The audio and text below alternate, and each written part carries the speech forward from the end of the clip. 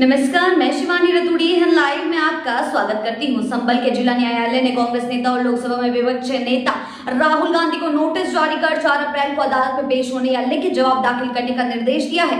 यह नोटिस उनके उस विवादित बयान को लेकर जारी किया गया है जिसमें उन्होंने कहा था कि हमारी लड़ाई बीजेपी या आरएसएस से नहीं बल्कि भारतीय राज्य से है। इस बयान को लेकर राजनीतिक गलियारों में घमासान मचा हुआ है और अब मामला जो है वह अदालत तक पहुंच गया है। एडवोकेट सचिन गोयल ने बताया है कि अदालत ने इस मामले में शिकायत स्वीकार कर ली है और राहुल गांधी को आदेश दिया है कि वे या तो स्वयं अदालत में हाजिर हों या लिखित जवाब दाखिल करें। मामला जनवरी 2025 का है जब राहुल गांधी ने 15 जनवरी को कांग्रेस के नए मुख्यालय इंदिरा भवन के उद्घाटन के दौरान यह बयान दिया था। इस बयान के खिलाफ सिमरन गुप्ता ने विशेष एमपी एमएलए कोर्ट में याचिका दायर कर राहुल गांधी के खिलाफ एफआईआर दर्ज करने की मांग की थी। हालांकि मुख्य न्यायिक दंड अधिकारी ने अधिकार क्षेत्र का हवाला देते हुए याचिका को खारिज कर दिया था। इसके बाद याचिकाकर्ता ने जिला न्यायालय में पुनर्विचार याचिका दायर की है जिस पर अदालत ने राहुल गांधी को 4 अप्रैल को पेश होने का समन जारी कर दिया है। राहुल गांधी के इस बयान ने सियासी हलकों में तूफान खड़ा कर दिया है।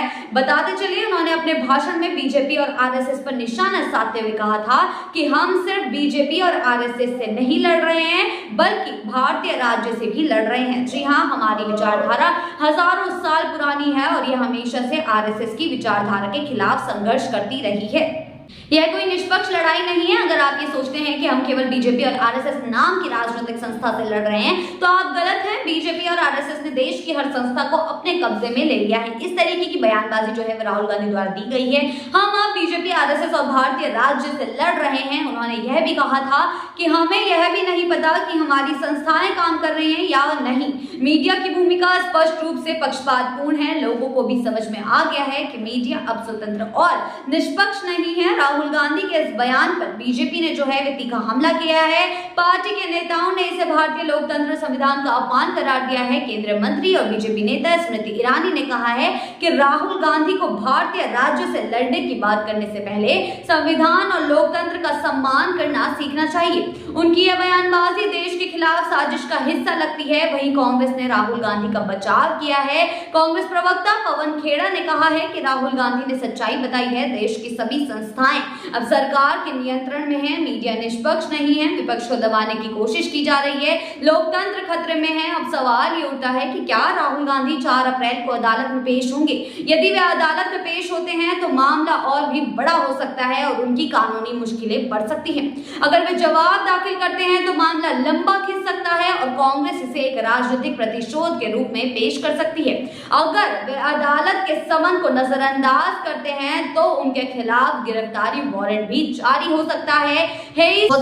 इस मामले के आगे कई संभावित परिणाम हो सकते हैं। अगर अदालत उनके बयान को देशद्रोह या संवैधानिक संस्थाओं के खिलाफ भड़काने वाला मानती है तो राहुल गांधी कानूनी पचड़े में अच्छे खासे पहुंच सकते हैं। चुनावी माहौल गर्मा सकता है क्योंकि 2025 के चुनावी परिदृश्य में यह मामला बीजेपी और कांग्रेस के बीच नई सियासी लड़ाई को जन्म दे सकता है।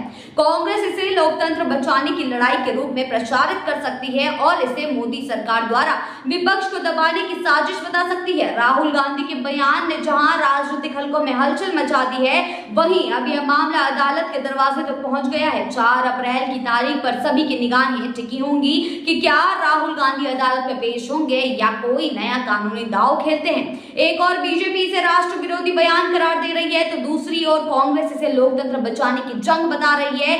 आने वाले दिनों में यह मामला और भी ज्यादा तूल पकड़ सकता है। आगे की खबरों के लिए जुड़े रहिए लाइव के साथ ही चैनल को सब्सक्राइब करना ना भूलें और हमारी फेसबुक और वेबसाइट के साथ भी जरूर जुड़े।